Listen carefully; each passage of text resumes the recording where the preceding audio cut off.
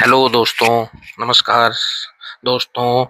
मैं आज फिर आप लोगों के लिए एक ऐसी जानकारी लेकर आया हूँ, ऐसे हर्ब की जानकारी लेकर आया हूँ जो आपके वात पित्त और कफ को संतुलित करने का कार्य करती है।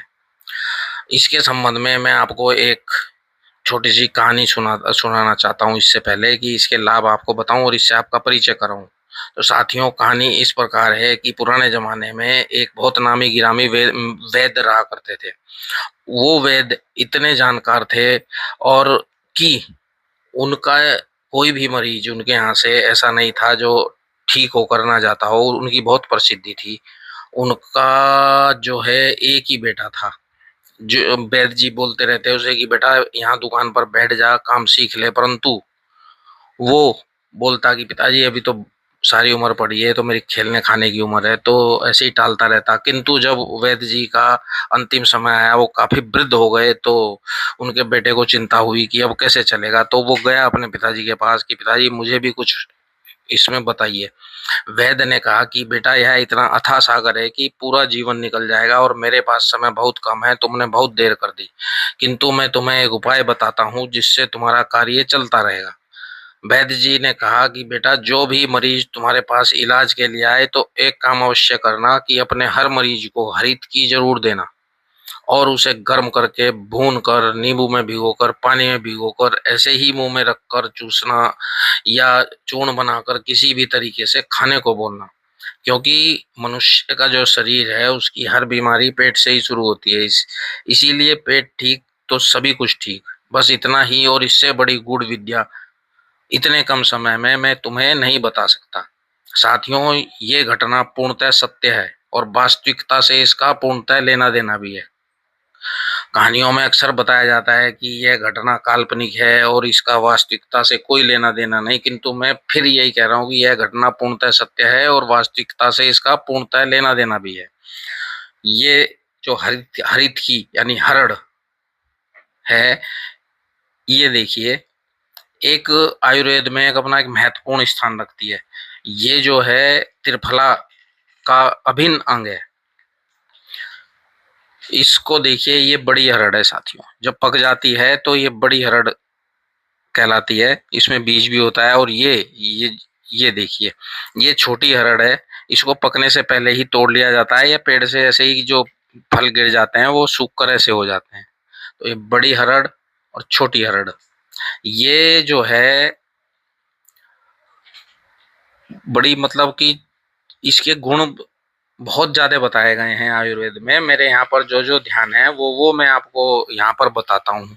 इसमें क्या है कि चबाकर खाई हुई हरड़ जो है अग्निवर्धक यानी भूख बढ़ाने वाली, पीस कर खाई हुई दस्तावर, उबाल कर खाई हुई दस्त बंद करती है, भून कर खाई हुई त्रिदोष का शमन करती है, जैसे मैंने पहले बताया कि वात पित्त और कफ।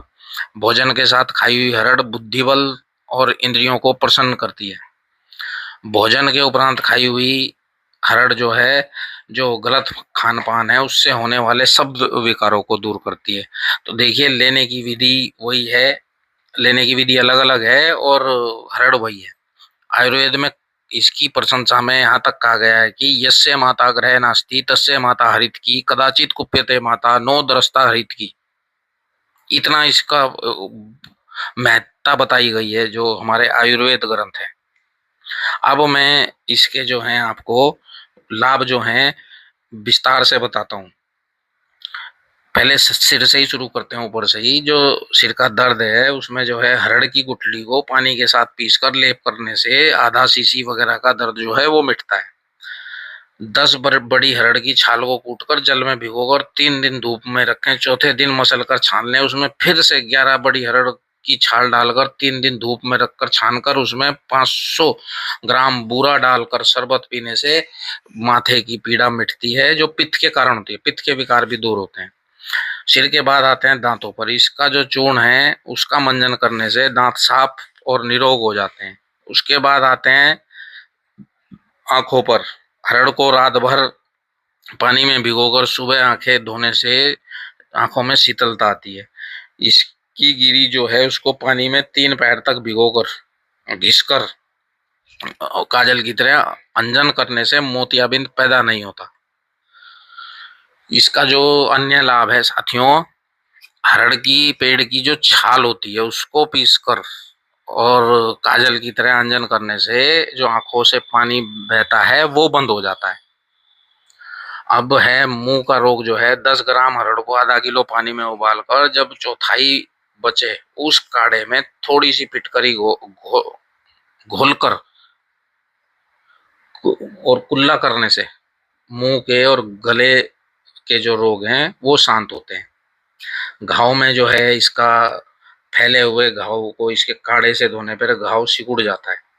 हरड़ की जो है 1-2 ग्राम भस्म को 5 से 10 ग्राम मक्खन में मिलाकर घाव पर लेप करने से घाव में काफी आराम होता है।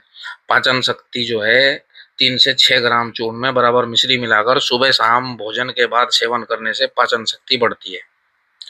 2 ग्राम हरड़ तथा 1 ग्राम सौंठ को गुड़ अथवा 250 मिलीग्राम सेंधा नमक के साथ सेवन करने से जो भूख है वो खुलती है। हरड़ का मुरब्बा, ये भी इसके लिए रामबाण है। अब जो है इसमें मैं बता रहा हूँ कि प्रमेह रोग जो है, हरड़ के 2 से 5 ग्राम चूर्ण को 1 चम्मच शहद के साथ सुबह शाम चटाने से हर प्रकार का प्रमेह जो है वो मिटता है। पीलिया में इसका लाभ बताया गया है। लौह भस्म, हरड़, हल्दी इनको समान मात्रा में मिला करके 500 मिलीग्राम से 1 ग्राम मात्रा में लेकर घी और शहद, घी यहाँ पर ये ध्यान रखिए, घी और शहद कभी भी समान मात्रा में नहीं लेना। घी और शहद समान मात्रा में जहर बन जाते हैं, तो घी और शहद समान मात्रा में नहीं लेना। उससे या केवल 1 ग्राम हरड़ को गुड़ और शहद के साथ पीलिया के रोगी को दिन में 2 से 3 बार चटाएं, काफी आराम हो सकता है इससे।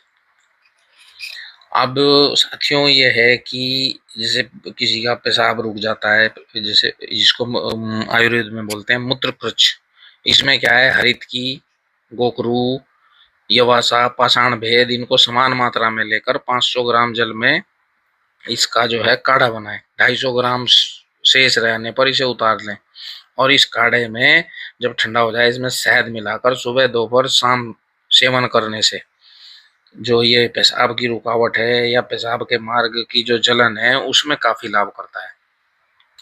कहीं पर शरीर में सूजन है तो उसमें हरड़ में गुड़ मिलाकर उस व्यक्ति को खिलाना चाहिए। हरड़, सौंठ और हल्दी समान भाग लेकर यह काढ़ा बनाकर 10-20 ग्राम की मात्रा में सुबह शाम लेने से बुखार के बाद होने वाला जो अकड़न है वगैरह है वो दूर होता है। एक है ये जो है साथियों, कोढ़ के रोग में भी हरड़ तथा गुड़ और तिल का तेल, मिर्च, सौंठ, पीपल इनको सबको समान मात्रा में 1 माह तक प्रातःसाय सेवन करने से कुष्ठ रोग का नाश होता है। और कुष्ठ रोग के निवारण के लिए गोमूत्र में जो 20 से 50 मिलीलीटर गोमूत्र और 3 से 6 ग्राम हरड़ के साथ प्रातः और साय सेवन करें तो निश्चय ही लाभ होता है। अब जो है बुखार में नागर मोथा, हरड़, नीम की छाल, पटोल पत्र, मुलेठी इनके जो काढ़ा है उसको यथा योग्य मात्रा में हल्का गर्म पिलाने से जो बुखार है उसमें बहुत लाभ पहुंचता है। अब ये है इसका जो है हरड़ को नमक के साथ कफ रोग में जो है नमक के साथ, पित्त रोग में शक्कर के साथ और वात रोग में घी के साथ और गुड़ के साथ इसका सेवन करना चाहिए। बाकी किसी को अगर ज्यादा कोई दिक्कत है तो इसके लिए तो अपने वैद्य से सलाह करें। किसी भी औषधि को यहाँ पर वैद्य की सलाह के बिना कदापि ना लें।